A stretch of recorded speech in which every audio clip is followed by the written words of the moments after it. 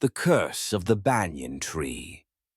In a small, quiet village nestled in the heart of India, there stood an ancient banyan tree at the edge of a dense forest. The villagers called it Kalpavriksha, the wish-fulfilling tree.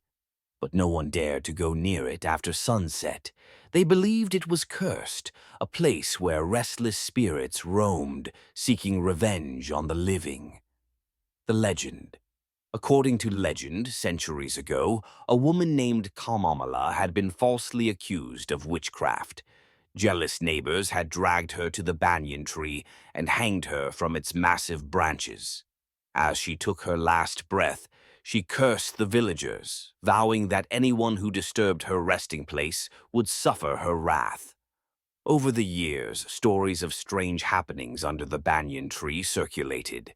Farmers reported hearing whispers in the wind, the creaking of ropes swaying even when the air was still, and an eerie red glow emanating from the tree's roots at night.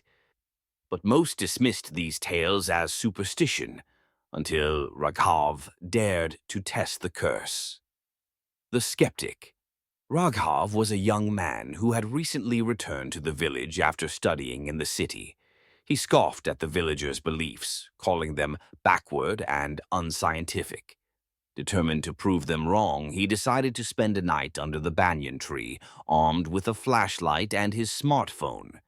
"Nothing will happen," he assured his worried mother. "It's just an old tree." That evening, as the sun set and the village lights dimmed, Raghav made his way to the banyan tree. The forest was unusually silent, as if the animals themselves feared the tree. He set up his flashlight and sat beneath the sprawling branches, live-streaming his adventure to his city friends. The Night of Terror. At first, nothing happened. The wind rustled the leaves and crickets chirped in the distance. Raghav laughed at the villagers' fears, mocking their tales. But as midnight approached, the air grew colder. The flashlight flickered, and the once faint whispers became clearer. "Leave! Leave now!" Raghav froze. He looked around, but no one was there.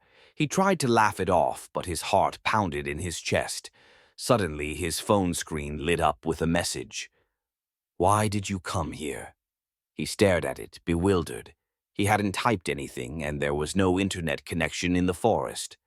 The whispers turned into a low, guttural laugh. Raghav looked up and saw what he would never forget. A shadowy figure hanging from the tree, swaying gently.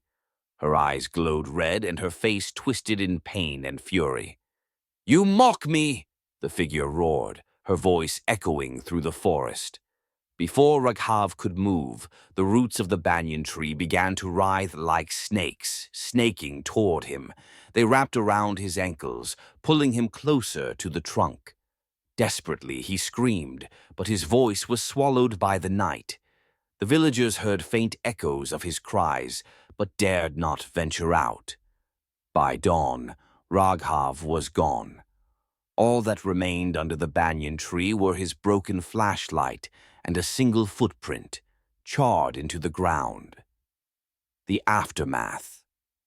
Raghav's disappearance sent shockwaves through the village. His mother wept inconsolably, while the elders shook their heads knowingly. The banyan tree stood as silent as ever, its branches swaying gently in the breeze, as if mocking those who dared defy its curse. To this day, the villagers warn their children. Never go near the Kalpavriksha at night. Some spirits should never be disturbed. And deep within the banyan tree, a low, guttural laugh echoes, waiting for the next skeptic to challenge its dark legacy.